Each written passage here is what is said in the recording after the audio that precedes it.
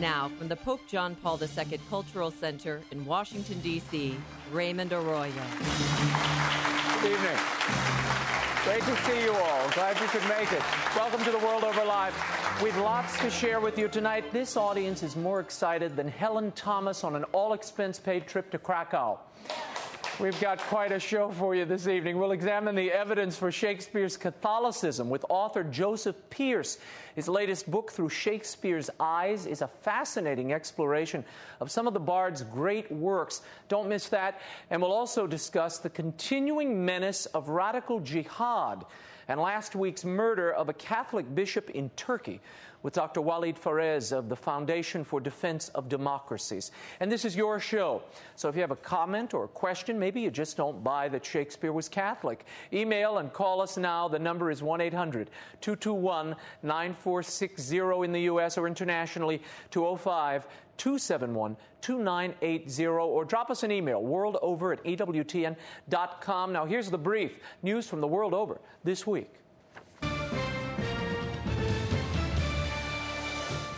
The special year for priests established by the Pope concluded on Friday with what is believed to be the largest gathering of priests ever. Pope Benedict was among the estimated 15,000 priests who filled St. Peter's Square along with other religious and laity to commemorate the year. But it wasn't all celebration. The Holy Father used the occasion of the year's concluding Mass to make his most public and poignant statement to date on the worldwide priest sex abuse scandal. He said, "In this very year of joy for the sacrament of the priesthood, the sins of priests came to light, particularly the abuse of the little ones, in which the priesthood, whose task is to manifest God's concern for our good, turns into its very opposite. We, too, insistently beg forgiveness from God and from the persons involved. We promise to do everything possible to ensure that such abuse will never occur again, and that in admitting men to priestly ministry and in formation, we will do everything we can to weigh the authenticity of their vocation and make every effort to accompany priests along their journey so that the Lord will protect them and watch over them in troubled situations and amid life's dangers." After his homily, Pope Benedict led all the priests in renewing their vows. New and disturbing details have emerged this week about the murder of Bishop Luigi Padovese in Turkey. Local Catholics and Turkish media have called into question whether the assailant, Murat Altun, a Muslim, was merely insane or if the bishop's murder was a jihadist ritual killing. The autopsy revealed that Bishop Padovese, the head of the Turkish Bishops' Conference, suffered multiple knife wounds all over his body and was stabbed at least 8 times in the heart alone. He was also completely decapitated. After the killing, Altun, who was the bishop's driver, climbed onto the roof of the bishop's house and triumphantly shouted, "I killed the great Satan, Allah Akbar." Asia News reports that such a call coincides perfectly with an Islamic ritual sacrifice against evil. Turkish authorities are now being urged to investigate the murder beyond the presumed insanity of Murat and consider his possible links to other organizations. And the plight of Middle East Christians continues in Iraq. 34-year-old shopkeeper Hani Salamwadi was murdered outside his home in Kirkuk on Monday. He was a husband and father. Asia News reports that the incident has reignited an atmosphere of insecurity in the Christian community there. The murder is the latest in a series of attacks targeting Christians in Kirkuk and Mosul over the past months. More about these stories in our next segment. Back in the U.S., two key pro-life candidates for the Senate have hit the ground running after their primary victories on Tuesday. In California, Republican Carly Fiorina traded barbs with abortion rights stalwart and Democratic Senator Barbara Boxer. Boxer rebuked Fiorina, saying her support for overturning Roe v. Wade is out of touch with Californians. In response, Fiorina affirmed the sanctity of life and said that it is Boxer who was out of touch with Californians for supporting taxpayer-funded partial birth abortions. And in Nevada, two pro-life groups were quick to endorse the candidacy of Sharon Angle after her GOP primary victory. The National Right to Life Committee and the Susan B. Anthony list are supporting Angle in her race against Democrat Majority Leader Harry Reid in November. Both Reid and Boxer voted for the health care bill which funds abortion.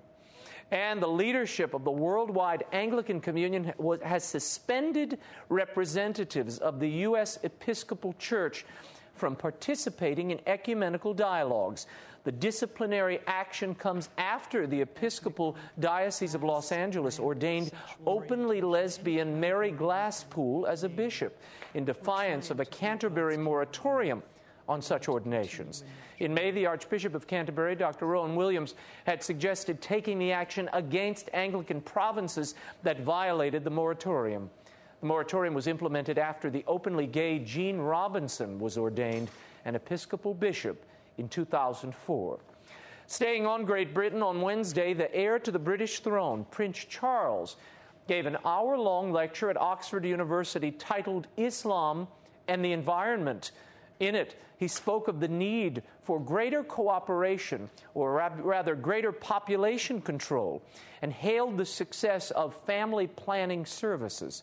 Prince Charles, who will also become the titular head of the Church of England when he becomes king, added that traditional religious views on the sanctity of life should be balanced with Islamic teachings that man and nature cannot be separated. Humans should, quote, keep within the limits of nature's benevolence and bounty, the prince insisted. How this is all tied together, I'm not sure.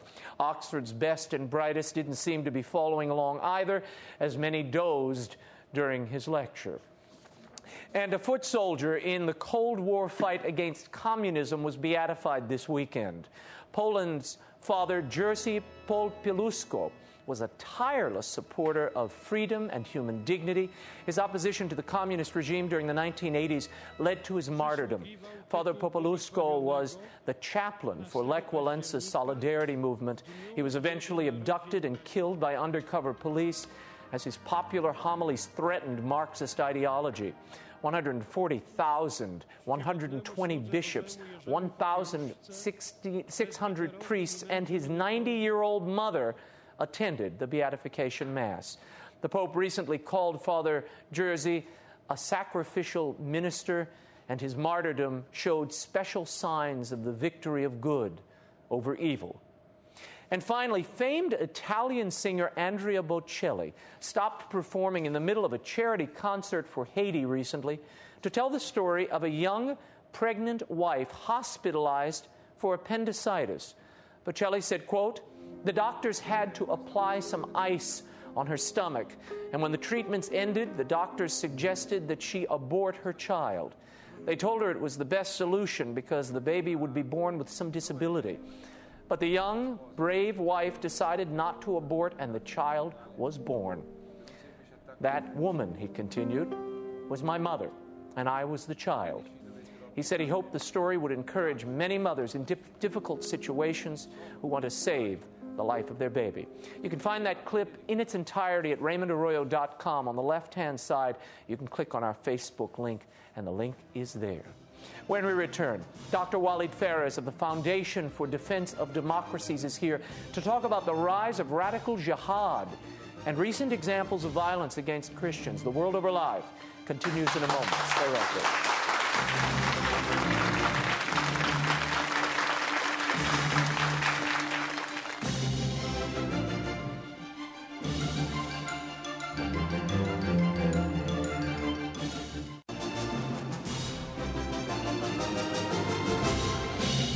Now, once again, Raymond Arroyo.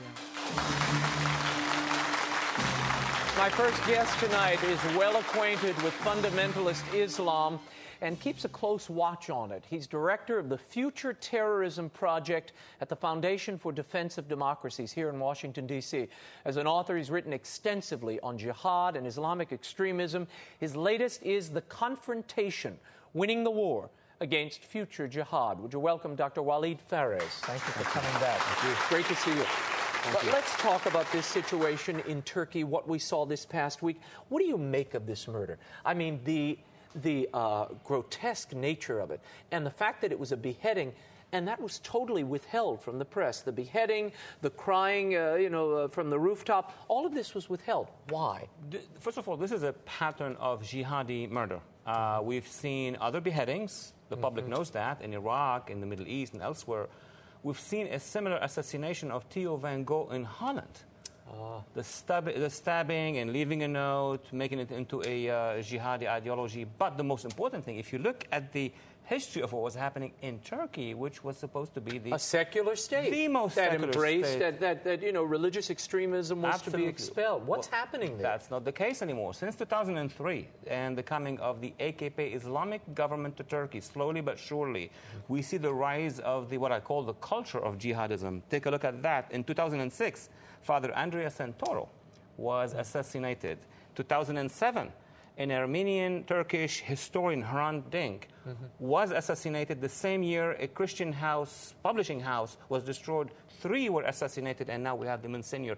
But what is important about that, sadly, is that the Bishop Padovese, was, the head of the Catholic entity in Turkey, and his seat was in Iskenderun. That would be Antioch, the capital of Eastern Christianity. So there's a lot of symbolism. That's not a crazy guy doing this. This is more of an ideological jihadi message. Unbelievable. And the fact that you have a bishop who, not only was he the head of the bishops' conference there in Antioch, but he also was open to Islam. He was part of the dialogue going on.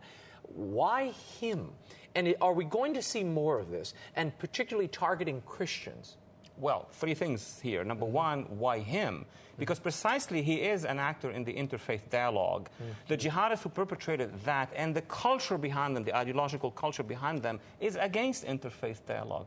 They cannot accept the principle that the caliphate and Islamic fundamentalism will sit down equal to equal with infidels, with kuffar. So the message is much deeper than just hatred.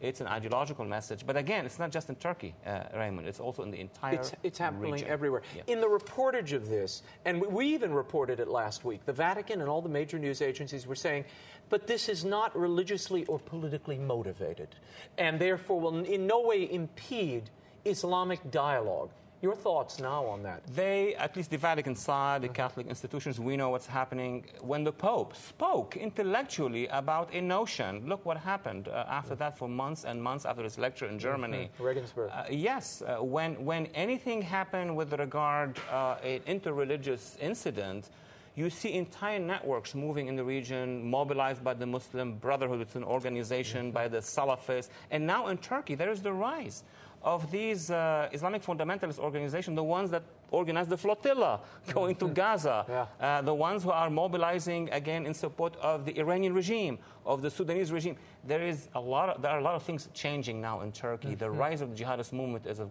great concern, not just to us, but to the Turks, secular Turks as well. And throughout the whole Middle East, we see this phenomenon. Now, there was a report, there was only one report that I saw, where this bishop, apparently, this Bishop Padovese, he became aware, or the government warned him, that his driver, who was a convert, supposedly a convert to Catholicism, had gone fundamentalist and might be a problem. Rather than go to Cyprus, he canceled his visit to meet the Pope, because he was to meet the Pope in Cyprus last week. He canceled that. And the thinking is he did so to protect the person of the Pope, because he was afraid this guy would go radical while in Cyprus. What do you make of that? Now that gives us the idea that this could have been much more dangerous. If that indeed is a fact, as an ex-defense lawyer, he could have been with him to Cyprus. And then we could clear access to the Pope. Absolutely. So this may be of different dimension as well. Terrifying. Terrifying. What happened to the moderate Islam? We keep hearing that. In the West, there are many appeals. People saying moderate Islam has to come forward and has... Where is moderate Islam? Look, the actual real moderate in the Muslim societies are what we call the silent majority. If you are a silent majority, you're not speaking out. Right. Even moderate Muslims are being, attacked by the jihadists. Darfur, when we speak about Darfur, these are black Muslims being genocided, being killed by the jihadists in Khartoum. Thinkers, Benazir Bhutto assassinated in Pakistan, Hariri in Lebanon. These are Muslim Sunnis. But now there is a specific targeting of Christian communities in the region. It's a de-Christianization movement on behalf of the jihadists. Iraq, for example, has seen, as you said in the introduction, assassination of bishops, of individuals. Cairo, Egypt has seen also a number of killing of Copts Christians. It's across the region. Yeah. And what is it? Is it just thug tactics? If we kill them, they'll leave. They'll get out of here, and we can have dominion, establish dominion. Don't count on the perpetrators to tell you what's going on. These are not PhDs in Islamic studies or. They are those who are inciting. If you look at the amount of jihadi incitement coming on TV in the Middle East, you see the TV of Hamas, you see Al-Manar of Hezbollah, and even on Al Jazeera, which is thought to be a mainstream, there are some programs, including a Sharia wal Hayat of a number of radical clerics. What is the call about? It's against the infidels, against the kuffar. So there should be an international action taken against those who are inciting. That's how things have started in Germany in the 30s. Keep in mind. That's how the incitement started against anybody who stood against the Nazis at the time. When you look in Pakistan, just a few weeks ago, this man converted to Christianity. They wanted him to convert back to Islam. He refused. They burned him alive. Burned him in the middle of the street. That is called, Raymond, the ridda concept in Arabic. It means what does that mean? It means once you convert to Islam, you cannot convert back to anything else. And the jihadists would like to enforce that. I mean, this is a principle from the 7th century. But the jihadists of today basically feel that they are still in the 7th century AD/CE. They want to conquer the world. They are on a jihad for the globe entirely, not just locally in Palestine or in Pakistan. Yeah, no, it's troubling when you look at the whole picture and you see it. Now, you've identified Al-Qaeda and Iran as the two greatest threats in the Middle East, and I suppose two of the greatest threats on the planet. Why? And what can be done to work with and get past the radical elements that have a stranglehold in both this organization and in this particular country? First, Raymond, in any confrontation in the world, if you don't identify the threat, you're not going to go, far enough to defeat that threat. Unfortunately, the narrative here of the administration, the narrative of many among us in the United States is that, we don't want to use those terms. But these are the terms that we need to use so that our analysts in defense and international relations are able to identify. I've identified them, the global jihad, in two trees. You can imagine them two trees. One tree is the largest one from Sunni background, not representing the Sunnis. It's Al-Qaeda. It's the Salafists. They have branches in 52 countries around the world, including within the West. They want to establish a caliphate. That would be a worldwide empire stretching from Morocco to China, like the Taliban. Imagine the Taliban, what were the miseries under the Taliban. They want to make it a big one with nukes. The other one, the Khomeinist Iran, it wants to establish a similar sort of a caliphate stretching in the Shia area. So we are dealing with two international threats. Now, how to deal with that? You've got to work in the Muslim world with those who oppose these forces, but you've got to identify them as well. Iran. We are, in the week where the Green Movement rose against the Ayatollahs. A year ago this week. A year ago this week. But it's shattered now. It's broken into pieces. Well, the first ones to do something about it was supposed to be us. What did we say? What did our president say last year? We don't want to meddle. Well, we meddled with the dissidents of the Soviet Union. We meddled in South Africa. We stood by Lech Walesa, Václav Havel. Why didn't we support the Green Movement of Iran? Women, students, young people, artists, cab drivers. That's the future of Iran. So, yes, there are forces inside the Muslim world. We need to identify them. We need to support them. Dr. Phares, you're a Catholic. What would be your advice if the Pope called you in tomorrow and said, how should we deal with, I obviously am not going to march in with an army. How do I deal with this radicalized Islam, which is obviously at this point targeted Christians, yes, Catholics across the Middle East particularly? Absolutely. I mean, if one would think of Lebanon, of the Christian Palestinians, of the Catholics in Egypt and other Christians, Sudan. And these populations are dwindling before our eyes. They are dwindling. They are leaving. I mean, you asked them here in the United States, why are you in the tens of thousands in Detroit, in the Assyrian Chaldeans, in Chicago, in Los Angeles? They will tell you, we are the persecuted Christians of the Middle East. who came to this nation because we are fleeing the persecution. Now, the Catholic Church is a formidable, huge organization worldwide. What it can do, first of all, and should do, and that was my call to the Pope, to the Vatican, is to educate ourselves. I mean, it's not allowed that Christians around the world do not know that there is a Christian persecution in the Middle East. We begin by that, and then we start an act of solidarity with them. Well, how do you tie this act of violence, horrible murder that we saw in Turkey, to the Fort Hood massacre, where Colonel, what's his name? Hassan. Major Hassan. Major Hassan comes in. He screams the same thing that this killer screamed from the rooftop in Turkey and starts shooting up the room. You know, this is an amazing question, and the connection is there. It's basically the ideological connection. If you do an investigation, if the Turks are good enough to do that investigation, and now we're getting some information from the Nidal Hassan email that he sent back and forth to that Awlaki guy in Yemen, what is common to that, to both of them? It's the ideology.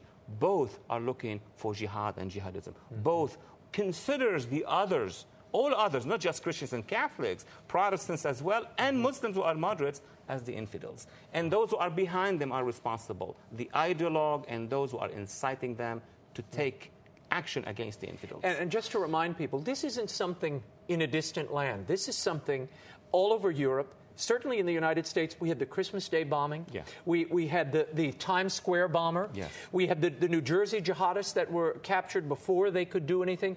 There is a pattern here. What is it? And what can, I'm getting a number of emails, what can people at home do? They feel so at sea here. First, Raymond, is to understand. If you don't understand what's happening, we will be lost. Look at the numbers. Between 2001 and the end of 2008, we had the government, the United States government, stop one case a year, or 1.5 cases a year. Now, between the beginning of 2009 till now, it's one case a month.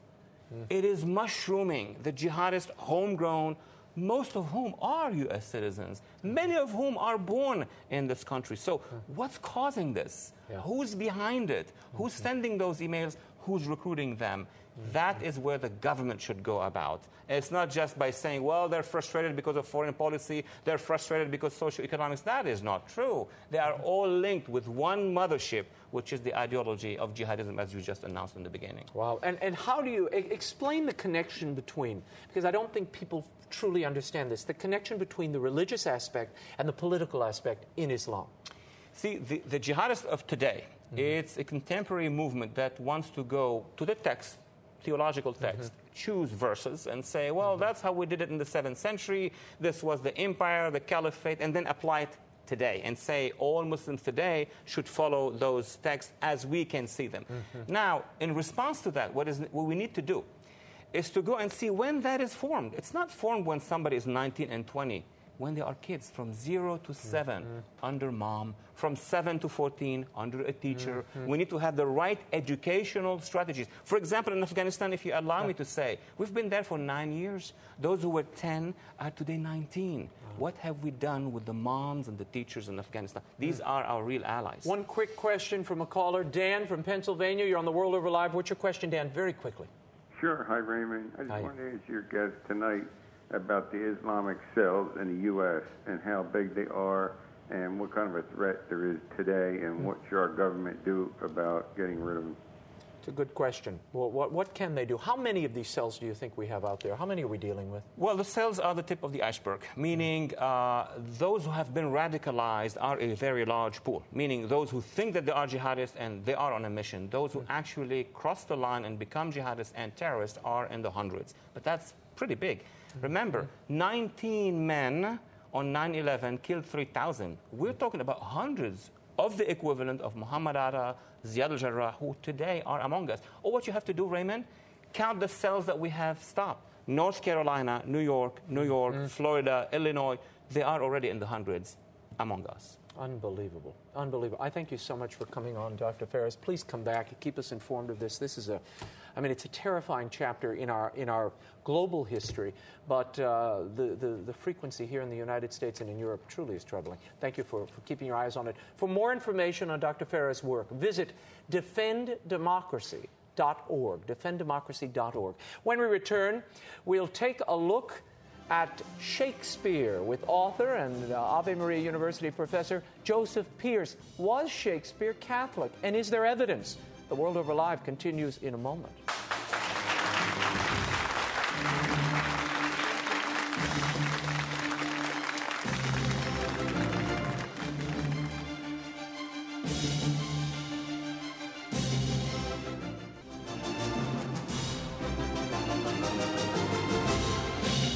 Now, once again, Raymond Arroyo.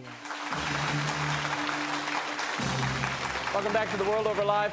My next guest has been part of the recent re-examination of the work of William Shakespeare. Emerging evidence seems to support the theory, and now it looks like it's more than a theory, that Shakespeare was a Roman Catholic and that his plays contained veiled communications to the persecuted Catholic community of the time. Author Joseph Pearce's latest book, Through Shakespeare's Eyes, Seeing the Catholic Presence in the Plays, examines three of the Bard's best-known works, putting them in historical context and highlighting the evidence for Shakespeare's Catholicism. Would you welcome Joseph Pearce to the show? Great to see you back on the program. Good to be back. Let's start with, why is it important? What relevance does it have, Joseph? Whether Shakespeare was a Catholic or a Protestant or Mormon or whatever he was. Well, first of all, Shakespeare's arguably the greatest writer who ever lived. Mm-hmm. I mean, you may argue for Dante or Homer, but essentially... I wouldn't. I'd say Shakespeare. Good, me too. Yeah. And therefore, of course, who Shakespeare was is important.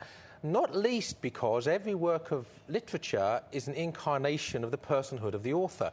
And the most important thing is a person's theology and philosophy is what informs their ethical, moral outlook. Mm-hmm. So whatever your theology and philosophy is going to be expressed, become incarnate in the actual play. Mm-hmm. So consequently, knowing who Shakespeare was, and more importantly, what his deepest held beliefs were, is essential to understanding the plays. And because this is a lively art, I mean, all across the country, all around the world, Shakespeare is mounted and remounted every summer, every fall. And this does, I will tell you, a lot of my actor friends, I used to do this for a living. I acted in a lot of these plays. A lot of my actor friends and directors are a bit hostile to this entire approach. They don't want to hear about this because it does upend a lot of what we were taught and the prism through which not only one sees the plays and the characters, but the way you mount them and stage them. Yes, you can actually change the whole meaning of a play with a bit of, shall we say, devious direction. Mm-hmm. I remember seeing a performance of The Merchant of Venice in England where all the Christian characters were skinheads. And they wouldn't change any words, but they would spit at Shylock in between lines and kick him. And, you haven't changed any words of the play, but you completely reversed Shakespeare's play from the actual moral dimension which Shakespeare intended to something which is very much sort of a product of today's trashy culture, but has nothing at all in common with the work of art. Kind of the postmodern approach, which we see everywhere. Exactly. We're going to decode the plays in a moment, but I want you to set the scene. Tell us briefly who this man is. You have a series on EWT on the quest for Shakespeare that's been very popular. I know people have watched it coming from your book. Set the stage. William Shakespeare was a member of a recusant family, a Catholic family, in hiding in Protestant England. What else do we need to know about the man himself and the playwright? Well, all of the evidence which I put forth in my first book, on The Quest for Shakespeare, shows that Shakespeare was a believing Catholic from his upbringing, from staunchly Catholic parents, to his life in London, where the court cases he was involved in, the property deals he was involved in, his will, his last will, his friends and his enemies, all show documentary evidence that he was a believing Catholic throughout his life. So that establishes his bona fides, if you like, who he was. If you have a question, you can drop us a line at worldover@ewtn.com. The phone number is there on your screen, 1-800-221-9460, or internationally 205-271-2980. And Joseph will get to your questions. I want to start with Hamlet. Tell me who the Earl of Essex is. This is the most confusing play and honestly the most taxing and difficult role in probably the entire canon outside of maybe Lear. It is believed the Earl of Essex was sort of the figure that Shakespeare intended with Hamlet. True or false? Well, it's dangerous to overstate that one-on-one relationship. Basically, the Earl of Essex led a rebellion against the Queen. The evidence suggests that Shakespeare was sympathetic towards that rebellion. The Earl of Essex promised that if his rebellion was successful, he would liberate the Catholics from their persecution. So all of that's there. But the most important thing about Hamlet is it's the actual conversion of Hamlet himself from someone who is on the verge of despair in the opening scenes to someone who has a serene acceptance of God's providence in the final scene. And that's the real... If you want to unlock Hamlet, it's about the conversion of Hamlet himself. You point out throughout the book shades of the contemporary situation, Shakespeare's contemporary situation, that are sort of woven into the fabric of the play. We take these lines so for granted because we've heard them so often. I want you to decode a bit of this, the to be or not to be soliloquy, where Hamlet says, to be or not to be, that is the question. Whether 'tis nobler in the mind to suffer the slings and arrows of outrageous fortune, or to take arms against a sea of troubles and by opposing end them. Well, this was the situation. The angst we see in those opening lines of Hamlet's soliloquy is the situation that Catholics were in England in Shakespeare's time. What do we do? Do we stoically remain silent while we're being persecuted, while our priests are being put to death and tortured? Or do we take up arms? Do we rebel? And, of course, in the most extreme examples, such as the Gunpowder Plot in 1605, hot-headed Catholics decide to take the law into their own hands and attempt to blow up the king and Parliament. Right. That's the extreme situation. Or the other thing, do we just pray and resist silently and try to remain holy in the midst of all of this and refuse to succumb to that temptation to violence? Right. And this really is the tension that Shakespeare as a Catholic and his fellow Catholics were living under. It's all encapsulated in that soliloquy. And the mourning, the black, wearing the black and being in mourning and not quite knowing how to proceed, but he's got all that passion and that take arms against a sea of troubles and by opposing end them. Exactly. End your life. Exactly. I mean, not only the troubles, exactly. but end your life. The whole, and in that soliloquy, towards the end of it, he's on the verge of despair. You know, suicide is attractive, and it's only the fear of hell.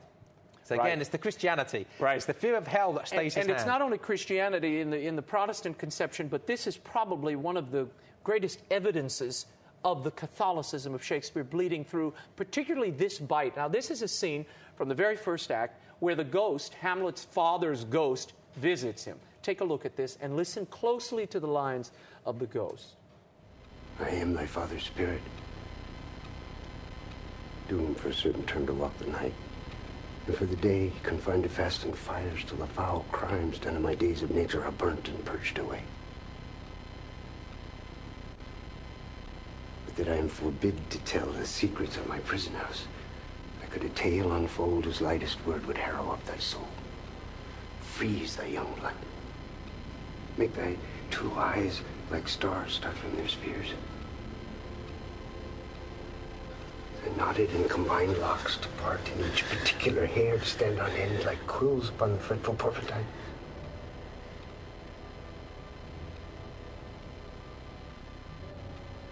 This eternal blazon must not be the years of flesh and blood. List, oh list, if thou didst for thy dear father. Oh God. Revenge is foul and most unnatural murder. Murder most foul as in the best it is, but this most foul, strange, unnatural. That's Sam Shepard and Ethan Hawke from a recent film adaptation of this from 2000. You know, when the Americans do Shakespeare, they always drag it out. Good Lord, pick it up, I keep thinking. But I love the line there, I am forbid to tell the secrets of my prison house. What does he mean by that? Well, the ghost is clearly in purgatory. He states as much. This is a definition. His prison house, because of his sins in his life, they had to be there to be purged away, and the suffering.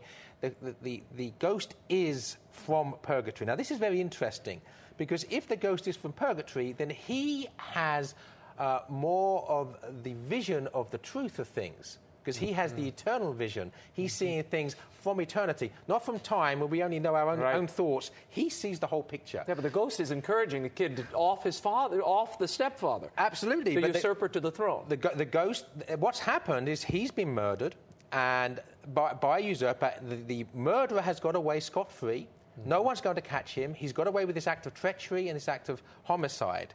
And what the ghost is calling for, quite rightly, is justice. And so it's often thought, well, how could the ghost call for that? But if we knew that there was a murderer on the loose, and we didn't actually mention the fact that, well, I know who he is. He's him. That would be a sin of omission. Right. And the last thing he needs in purgatory is any more sins. He's got enough he's got to burn off and answer enough for. on his plate. No, it's an interesting view, and there are so many of them. We're going to get into more of these sort of little tells throughout much of Shakespeare. Let's take a quick break here with an email. Dr. Pearce, this comes from Rebecca in Michigan. Could Romeo and Juliet be a symbolic work depicting the two feuding houses of religion at the time, the Protestants and the Catholics, the Montagues and the Capulets? Well, that's a theory, and there may be some evidence to suggest that. But the most important thing about Romeo and Juliet, I'm actually in the middle of now writing a book, The Orthodoxy of Romeo and Juliet, so I've been thinking about this an awful lot, is basically what Shakespeare is doing is showing how young passion is dangerous. So, as in so much of Shakespeare, objectivity is good, subjectivity is bad, and to subject yourself and your lover to your passions, regardless of objective morality and that which is good and true and beautiful, is not only dangerous, it's deadly and perilous. Now, Shakespeare, as ever, brings a good ending from it, but the tragedy of the lovers remains. Right. And it's because they will not listen to any advice from anybody. Well, that's what Nick from Jacksonville, Florida, just wrote in. He said, if Shakespeare was Catholic, why would he have written a play about two illicit lovers who sneak around and commit suicide assisted by a monk? This has always puzzled me. I think you're misreading this a little bit, Nick, but go ahead, Joe. Well, the key thing is, that Shakespeare deliberately makes Juliet only 13 years old. She's not yet 14. We need to, people think, oh, yes, but in those days that used to happen. No, it didn't used to happen. The average age of marriage in Elizabethan England was in the early 20s, in the young 20s. And it would have been as shocking for a 13-year-old in her innocence for Shakespeare's audience as it is for us today. Shakespeare's not condoning that relationship. He's condemning that relationship. And what we see in Friar Lawrence is what Friar Lawrence preaches, Orthodox Catholicism, is solid. And if the lovers had followed his advice, none of the tragedy would have happened. But, of course, if he also had followed his advice, none of the tragedy would have happened. But at the end, the friar realises his role, realises that up to a point he's culpable, confesses it. Yes, he does. In a great holy way, and is forgiven. The friar is not a saint, but he's a sinner who knows he's a sinner and repents. And for those who might not know, if you've ever done or read Christopher Marlowe and some of the other plays at the time, priests and monks are always the most treacherous, horrible figures. In Shakespeare, they're actually quite noble and exactly. Fully fleshed. They're at least trying to live a noble life in accordance with true doctrine, even if they're sinners like the rest of us. Right. Let's get into King Lear for a moment. There's a moment where King Lear, in his arrogance at the beginning of the play, begs each of his daughters to come and praise him and show how much they love him, and then he'll give them a bit of their dowry. And the two daughters, Regan and Goneril, come forward, and then Cordelia, his most beloved, I suppose the symbol of purity in the piece, she comes forward and refuses. And this is the explanation she offers. Listen to this, and then I want Joseph to unpack it for us. This is Cordelia from King Lear. I love your majesty according to my bond, no more nor less. Cordelia, mend your speech a little, lest you may mar your fortunes. Good, my lord. You have begot me, bred me, loved me. I return those duties back as our right fit. Obey you, love you, and most honor you. Why have my sisters husbands if they say they love you all? Haply, when I shall wed, that lord whose hand must take my plight shall carry half my love with him, half my care and duty. Sure I shall never marry like my sisters, to love my father all. But goes thy heart with this? Aye, my good lord. So young, and so untender. So young, my lord, and true. What does Cordelia represent in this piece from a Catholic point of view? Well, first of all, she represents, again, as we discussed with Hamlet, the position that Catholics find themselves in. The king and of course the Queen as his successor, had established himself as the head of the Church, demands as an oath of allegiance that you have to accept the King or the Queen as the head of the Church. Now, this is usurping the right power or the right place of the King. So Catholics had the same choice as Cordelia. They either conform to this hideous injustice, or they love and are silent. In other words, they continue to love the King and England as they should as England's subjects, but not to the extent of ceasing to be Catholic. And we need to remember the ecclesiology here. You know, the Church understands the relationship between Christ and the Church as the bride and the groom. So all of this talk of Cordelia about when I marry, you know, I will give the rightful amount of love to my husband is charged with ecclesiology, that the Church is the bride of Christ. You can't love your father, the King, more than you love the bride of Christ, the Church. So, again, on an ecclesiological level, it's pregnant with Catholicism. No, a lot of the play, when you start looking at it from this angle, they suddenly start jumping out at you from all over the place. Every scene. Yeah, no, it's a fascinating study. Let's move forward to The Merchant of Venice. Now, this, I think, and I'm sure you agree from reading the book, this is probably one of the most misunderstood plays in the entire canon. Yes. Most assume that this is kind of an anti-Semitic, very nasty play. A bunch of Christians basically beating up on this poor Jewish lender whose daughter is taken from him. She runs off with the Christian and converts, leaving him alone, and he's stripped of his faith at the end. You understand the postmodern reading of King Lear very well, Raymond. Yeah, Merchant of Venice, yeah. Merchant of Venice. Very well. Basically what I show in my book is that the play is not anti-Semitic, that the differences between the Christians and the Jews is based, first of all, on theology, not racism, and secondly, it's mostly about usury. It's about the illegal practice of Jews, and also the fact that the Jews in The Merchant of Venice are probably just coded reference to the Puritans, because it was the Puritans who were the usurers in England. There had been no Jews... Yes, explain that, because the Catholic Church forbade charging high interest for loans. Exactly. But going back to St. Thomas Aquinas and Aristotle, the philosophical reasons for believing that usury, lending at excessive interest was wrong.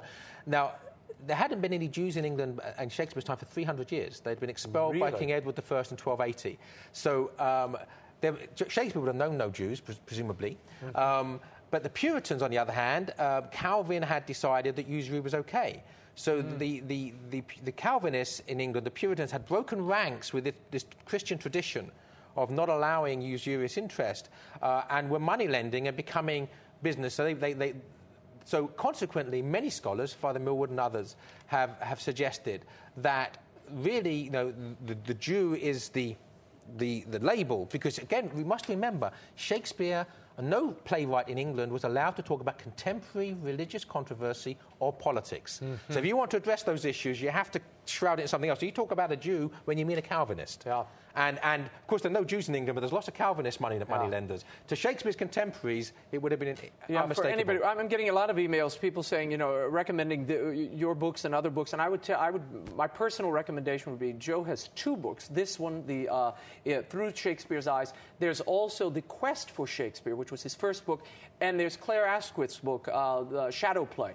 The three of those books give you such a new perception of this entire question and new eyes for the plays. I really think it all comes to life. Mary Ann from Pennsylvania, you have a quick question. What is it, Mary Ann? Yes. First of all, I'd like to say I love your show. I know it has filled in all the gaps for Shakespeare for me. Well, his show, I hope you're talking about. Not mine. Okay. I only do King Lear on weekends here, so you don't see that. Go ahead. Okay. My question is, was Shakespeare influenced by the mystery plays, or was his plays a deliberate continuation of those plays since they were forbidden by the reformers? Good question. Well, again, historically, it's possible that Shakespeare would have seen the mystery plays as a child. They were actually made illegal when Shakespeare was a child. So he may have seen them in nearby Coventry, not far from Stratford-upon-Avon. But the key thing is about Shakespeare, to answer your question generally in the affirmative, is that Shakespeare's called early modern. But he's only early modern in the sense that he is confronted with modern problems such as the rise of Machiavellianism, the new atheism as it was then. It's not, the new atheism was not very new. And, of course, the Reformation. Right. He's dealing with those modern things, but he's doing it from a profoundly Catholic, traditional perspective. So, therefore, Shakespeare's art is in the deep Catholic medieval tradition. So, in that sense, yes, he is continuing that work. Joseph writes and says, what about all the cursings and blasphemies in Shakespeare? Why would he do that? And what about Midsummer Night's Dream with all the sexual stuff? Are these in the regular plays, or are they only in the contemporary interpretations?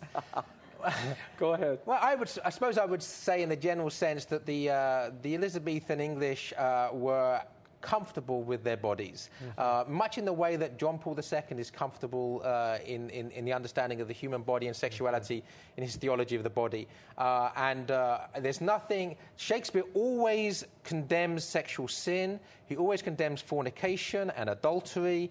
But to see the human body as something comic... in a bawdy sense, I don't think is unchristian. There's another great insight here that I want to point out for those of you who get the book. In the section on the Merchant of Venice, there is Lorenzo and Jessica's exchange. Lorenzo is the lover of Jessica, who is the Jewish convert to Christianity. And there's a beautiful, light little scene where they go out. It's always, kind of a romantic moment. And he points out the moon setting and the beautiful lake they're sitting before, and he says, look how the floor of heaven is thick inlaid with patterns of bright gold. What could that be referencing? Well, clearly that's a reference to the Eucharist, to the Mass. And again, these sort of coded references are dotted like stars, in fact, like bright stars in the midst of the darkness throughout his plays. The deeper meaning is profoundly Catholic. And the thing I find wonderful about it, and it's a real challenge for future scholars, you can write a book on every one of Shakespeare's plays. And you're not going to do it? I do write 5 books a week, so I suppose it's possible. Yeah, I know it. I've noticed. You've got these big doorstop books you write. You should just finish it up. You've gotten 3 under your belt. Where's the problem? Keep running. Just keep going. Mike from Illinois, what's your question? Yes, hello. Thank you very much.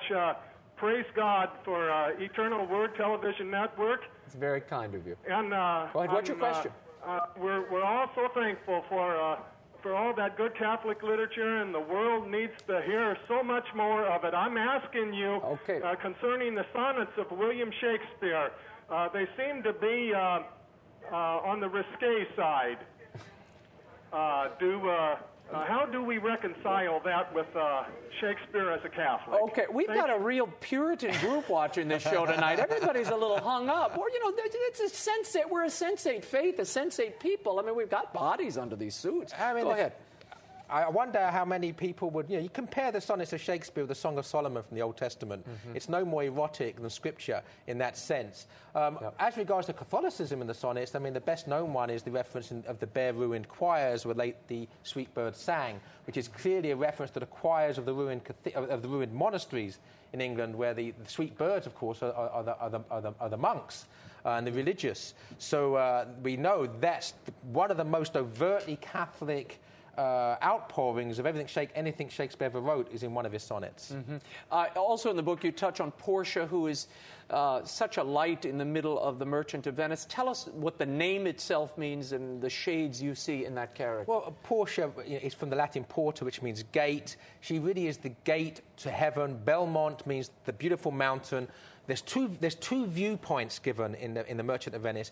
The view of life you see from Venice itself, which is the gutters of venality, of sin, of self-interestness, of the sort of materialism, and then Belmont's the mountain. Belmont's where Oscar Wilde famously said, "We're all in the gutter, but some of us are looking at the stars." Well, Portia is the gate of heaven, and the fact that she's the gate through which we see the stars allows us to escape from this venal materialism of our worldliness. And that speech, in the middle of there's a trial scene. We should tell people Shylock has made a loan. He wants to collect on his loan, and part of it is a pound of flesh. And because of what he sees, the way the play is often directed and mounted, because the Christians have taken his daughter, he wants that pound of flesh. Indeed, when you read the play closely, as you point out, he just really wants his money back. Right. He's less concerned about the daughter than he is about the dollars. There's a metamorphosis where it's quite clearly he's more angry with the daughter for taking the money than he is for losing the daughter. Mm-hmm. Mary from Florida, very quickly, what's your question, Mary? Yeah, good evening, Joseph. This is actually Mary Zoe Bowden. I'm a high school teacher in Naples, Florida. And my question is that some of Shakespeare's sonnets appear to be written to a young boy. And sometimes my students, when we're reading it, ask the question of whether Shakespeare could potentially have been homosexual. Mm-hmm. And I'm wondering, what's the best way to respond to those type of questions? Right. You hear this all the time. Yeah, I mean, it's one of the big attacks on Shakespeare, if you like, is the fact that the sonnets prove he's homosexual. The key thing, I talk about it in my book, The Quest for Shakespeare. There's a chapter called Red Herrings and Cod Pieces, which may upset some of your puritanical viewers. And basically showing that this all comes down to a misunderstanding about the way the Elizabethans used the word love. Mm-hmm. Now, men would say that they loved each other because that was just the way the language was used then. And it didn't mean they wanted to go to bed with each other. In actual fact, the homosexual practice was treated as so abhorrent that people would certainly... There's no way it could be... You could write a poem about it and get away with it. There's no way you could depict it on stage. It was just not part of... The culture would have seen it as absolutely anathema. So when Shakespeare talks about loving someone of his own sex, it's because he loves them. I love you, Raymond. And if anybody says that's because I'm a homosexual, they don't understand the way I love you. They're going to get a hand in the mouth. So you have another caller, Chris? Okay, I thought he had another caller there. And they weren't calling asking about us. There's another question here, and it's an interesting one.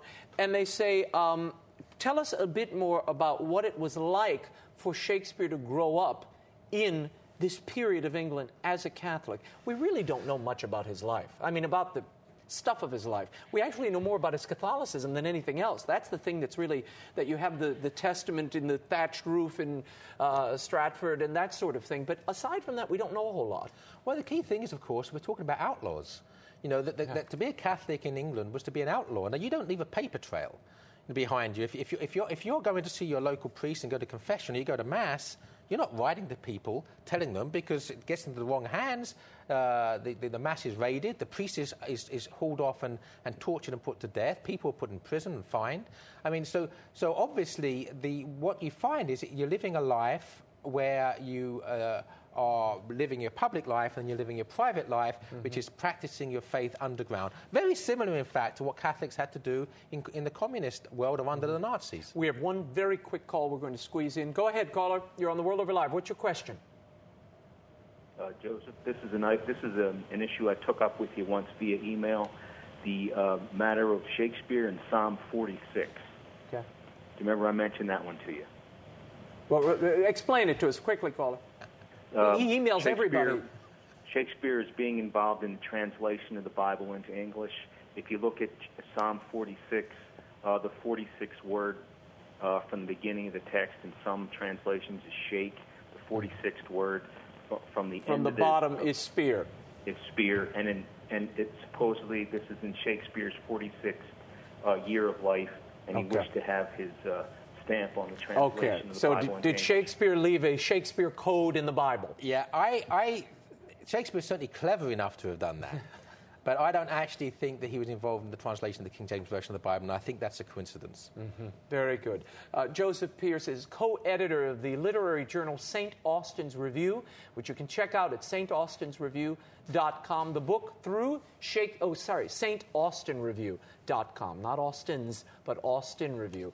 And the book Through Shakespeare's Eyes, Seeing the Catholic Presence in the Plays, is available at bookstores everywhere and through EWTN's religious catalog. Joseph, thank you for being here once more. You were fantastic. The EWTN series based on the book The Quest for Shakespeare is available. And you can also watch it on EWTN. Before we go, I receive so many letters and emails from all of you each week, and they usually thank me for having this person or that person on the show or covering this issue or that. There's a reason that we're able to bring you a diversity of guests and issues that you care about, and that reason is you. We don't have any advertising on EWTN. We're not beholden to any special interest or business entity. And that's why we're free to bring you the information that, though at times uncomfortable, is always true. If you want more and you want us to continue doing what we're doing, Remember to keep EWTN between your gas and electric bill, as Mother used to say. Learn how you can help by go to EWTN.com and click on that image of Mother Angelica on the upper left-hand corner. This is your network and your show, and we want to thank you for keeping it going and hope you will keep it going. By the way, I have some fantastic news. Starting in September, the world over will be premiering live on Thursday nights at 8 p.m. Eastern. Many of our other encores will remain the same, but the live show will move to Thursday nights. We're switching with Life on the Rock. I hope you'll catch us there starting in September. In the meantime, you can find updates and the occasional commentary by following me on Twitter and Facebook. You can go to RaymondArroyo.com. The links are on the left-hand side of the homepage. And the prayers and personal devotions of Mother Angelica makes a wonderful Father's Day gift. You know, I always say, if you give Dad a mother, he'll be happy. Give him Mother Angelica, he'll thank you for the rest of the year. Until next week, we'll be scouting the world over for all that is seen and unseen. On behalf of the staff and crew of EWTN News, I'm Raymond Arroyo. Thanks for watching. We'll see you next time. Bye-bye.